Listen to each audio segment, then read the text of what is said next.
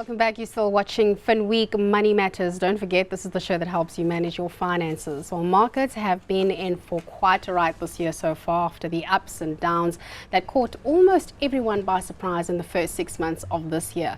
Well, what is the best strategy for riding out the rest of the year? Joining me in studio to discuss how to navigate these markets, I'm joined by independent trader and stockbroker and market commentator Pietri Riedlinghuys, and we've got head of research for Momentum for SP Reed Securities, Stephen Manches. Gentlemen, thank you so much for joining us this afternoon. Let me start with you, Stephen. The big thing has really been around Brexit. Markets seem to be on the up and up now. So what was all the big fuss about? Is it over?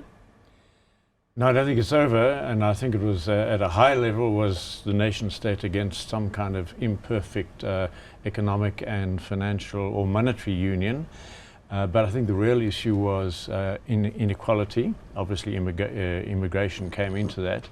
And I think the message that's been taken by financial markets globally is, you know, we the people are unhappy with what has been happening. There's been no growth that's trickled down to us.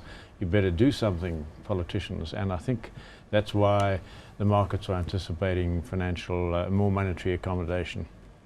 To what extent do you think Janet Yellen has attributed maybe pausing on interest rates rising? Do you think we're likely to see them make the move, or are we looking at next year sometime? Okay, so a bit of conspiracy theory perhaps. I think that we have an administration in the United States that has served 2 terms, has done fantastically well, has set a number of records. Unemployment is, record lows. You've got markets at record highs. They've done a fantastic job. Janet Yellen has helped play her part in that role, and I don't think that we're going to see anything that's going to upset the apple cart until after the Obama administration is out. So that's sort of what I think. I think we're going to see very accommodative monetary policy until such time that the elections are over. Accommodative, would you concur with that? And I think just in taking this discussion forward, we obviously look for economic data points that will give us a signal of where or what the different central banks are likely to do. What data points should we be looking out for, Stephen? Well, it's not a data point, but I mean, obviously we've got our own municipal elections in a few weeks, and we've got the presidential election. And then we want to see what third quarter GDPs are going to do in the Eurozone, the US and China. Everyone's saying China is going to cool down a little bit, but let's hope it's not too much. In terms of strategies, and I remember speaking to you, Pietri, this was ahead of the Brexit vote that took place. You were looking at specific stocks and exposures that maybe one should have or shouldn't. Hindsight, they always say, is the best kind of side. Look, which stocks do you wish you had been in? And unfortunately, well, I suppose I wish I'd been short capital and counties, but I think, I got the Brexit thing wrong. I didn't think that they were going to exit, and they did.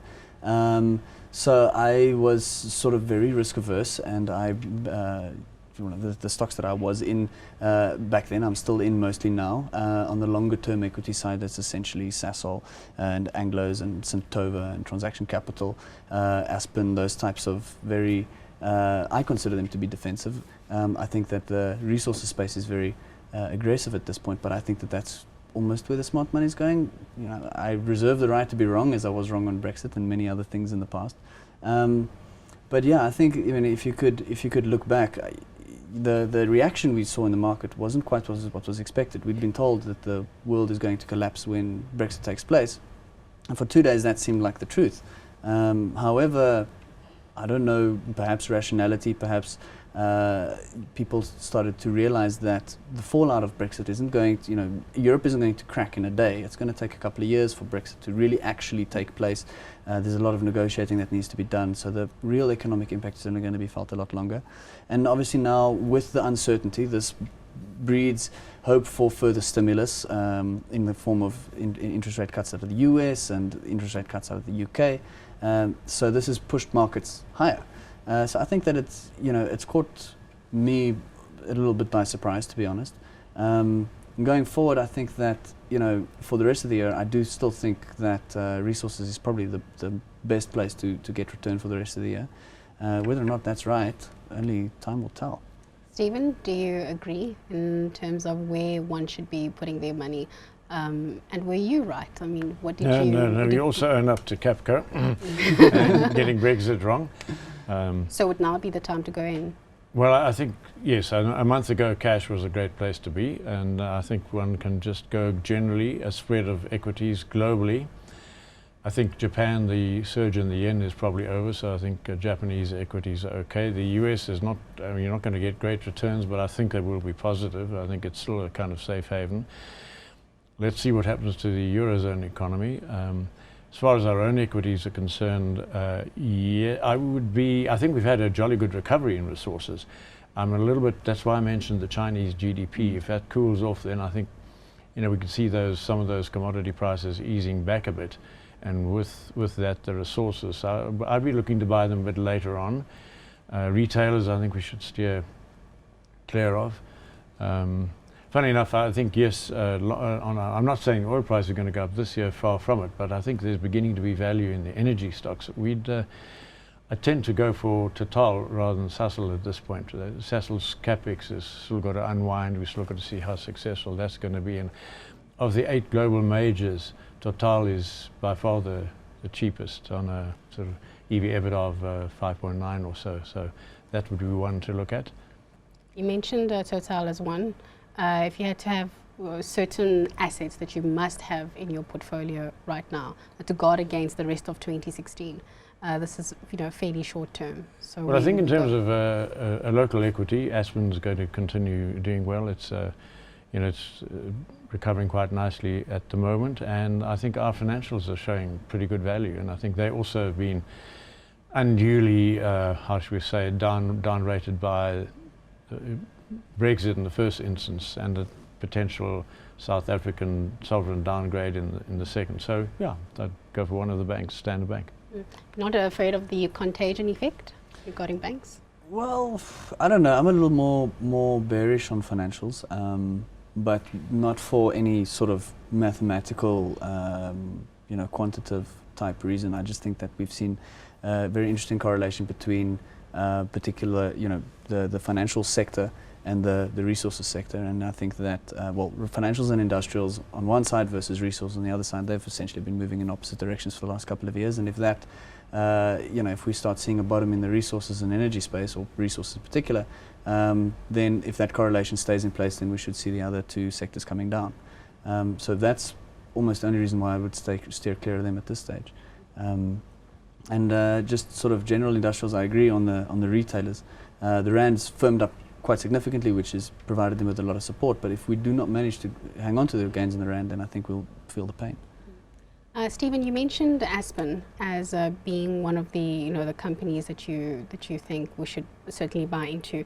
The emerging market story and Venezuela comes to mind, and their exposure there. I'm not sure how you're reading that particular, you know, economic dynamics that are unfolding there. To what extent do you think this may pose a bit of a headache for Aspen? Well, they're certainly venturing all around the world. I don't know that Venezuela is huge in their universe, and the thing is they are expanding elsewhere as well. So I think basically that that's going to stand them in good stead. Away from equities, and before I come back to Pietri, looking at our bond market, and of course we've seen investors at the moment searching for yield. The bond market, SA, certainly looking attractive versus what we've been seeing in other parts of the world. You know, give me 8.6 rather than 10-year US Treasury at 1.36.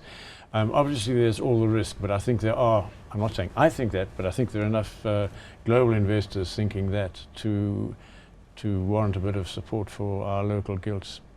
The search for yield is going to last a long time. Search for yield going to last a long time. Let's going from the bond market to the currency market then, Pietri. Which means a stronger rand, right? Yeah, right. So how do you play this?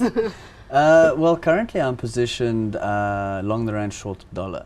But it's a very, very, very small position because I'm not that convicted at this point. But if it starts working in your favor, then or working in my favor, then I'll add to it a little bit.